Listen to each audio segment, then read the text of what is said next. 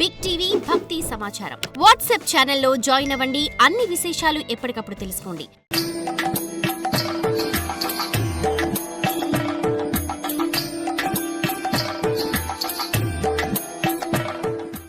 రామకృష్ణ వాసుదేవ అచ్యుతానంద జగమేరాయ జనమేరాయ అచ్యుతానంద పాండురంగ పండరినాథ అచ్యుతానంద పాండురంగ పండరినాథ అచ్యుతానంద జగమేరాయ జనమేరాయ అచ్యుతానంద జగమేరాయ జనమేరాయ అచ్యుతానంద రామకృష్ణ వాసుదేవ అచ్యుతానంద జగమేరాయ జనమేరాయ అచ్యుతానంద సచ్చిదానంద సత్యానంద అచ్యుత ఆనంద సచ్చిదానంద సత్యానంద అచ్యుతానంద సచ్చిదానంద సాధురక్ష అచ్యుత ఆనంద సచ్చిదానంద సాధురక్ష అచ్యుతానంద రామకృష్ణ వాసుదేవ అచ్యుతానంద జగమేరాయ జనమేరాయ అచ్యుతానంద రామకృష్ణ వాసుదేవ అచ్యుతానంద జగమేరాయ జనమేరాయ అచ్యుతానంద. ఇక అర్జునుడు మహాభారతంలోని రెండు ముఖ్య పాత్రలు భాగవతుల పంక్తిలో చేరాయి. మొదటి వాడు భీష్ముడు, రెండవ వారు అర్జునుడు. పాండవుల సామాన్యమైన క్షత్రియ వీరులు కాదు వాళ్ళు. వారిని పంచప్రాణాలకు పంచేంద్రియాలకు సంకేతాలుగా చెబుతారు.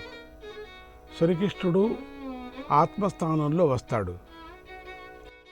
ధర్మం వివర్ధతి యుధిష్ఠిర కీర్తనేనా ధర్మం వివర్ధతి యుధిష్ఠిర కీర్తనేనా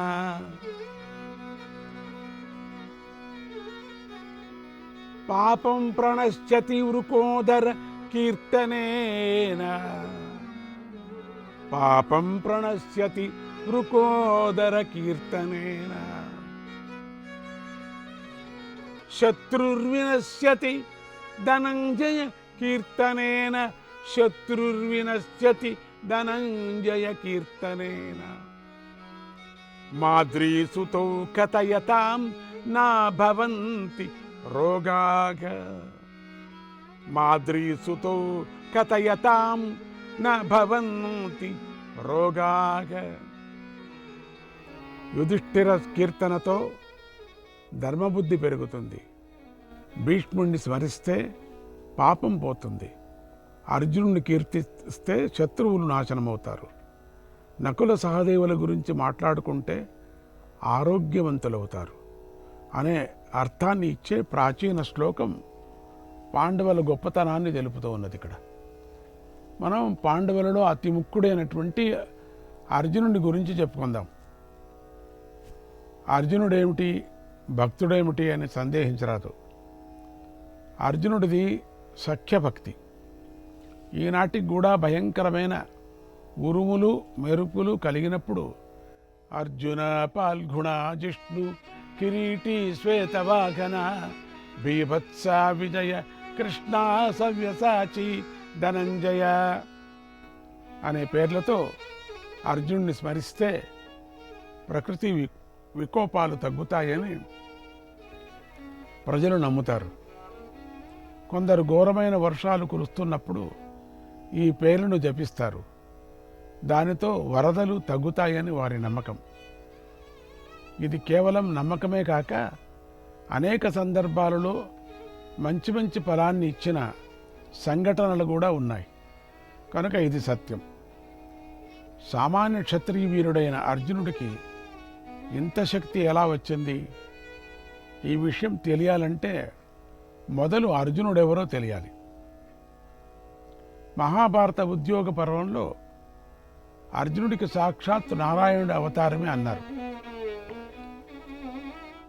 ఏష నారాయణ కృష్ణ పాల్గుణశ్చ నరస్మృతః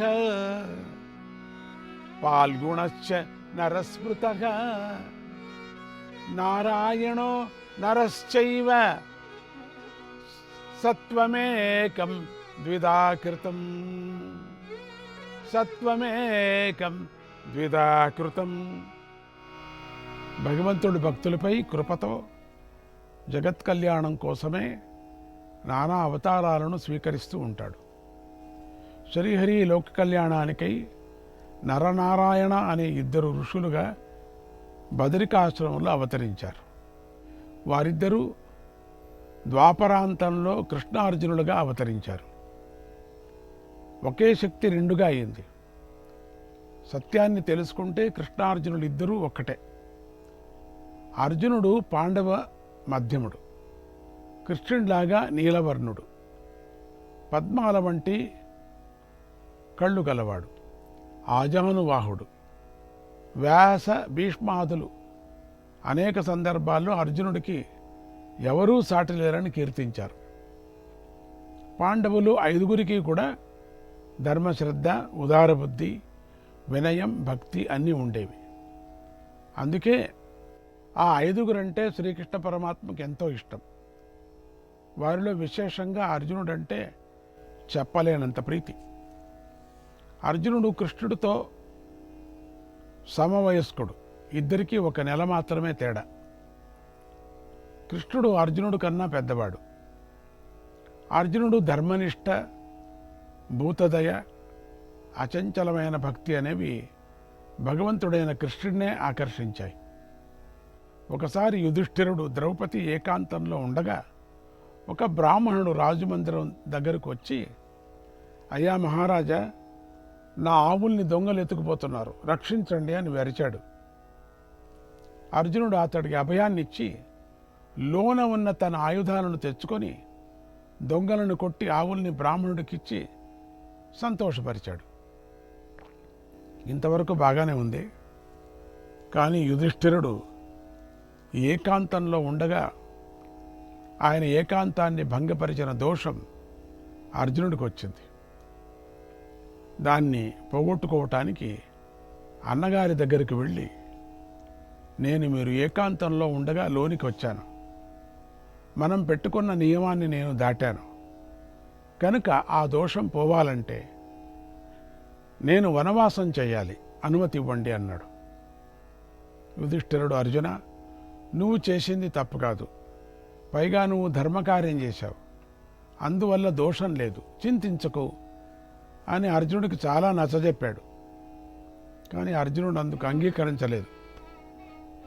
ధర్మరాజుతో, అన్నగారు, మీరు నాపై ప్రేమతో ఇలా అంటున్నారు, బ్రాహ్మణ్ణి రక్షించటం ధర్మకార్యమే అయినా మీరు ఏకాంతంలో ఉండగా లోపలికి రావటం దోషమే కదా.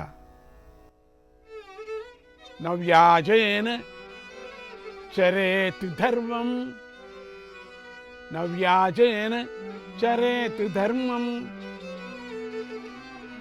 ఇతి మే భవతః శ్రుతం, ఇతి మే భవతః శ్రుతం న సత్యాత్ విచలిష్యామి, న సత్యాత్ విచలిష్యామి సత్యేనాయుధ మాలభే, సత్యేనాయుధ మాలభే. అన్నగారు, ధర్మపాలనలో సాకులు పనికిరావని మీ వల్లే తెలుసుకున్నాను. నేను సత్యవ్రతంలోనే ఆయుధాలను పొందాను కనుక సత్యాన్ని విడిచిపెట్టలేదు. అడవికి వెళుతున్నాను, అనుమతి ఇవ్వండి అన్నాడు. యుధిష్ఠిరుడు చేసేది లేక అనుమతి ఇచ్చాడు. దీనితో అర్జునుడు ధర్మతత్పరత తెలుస్తూ ఉన్నది. For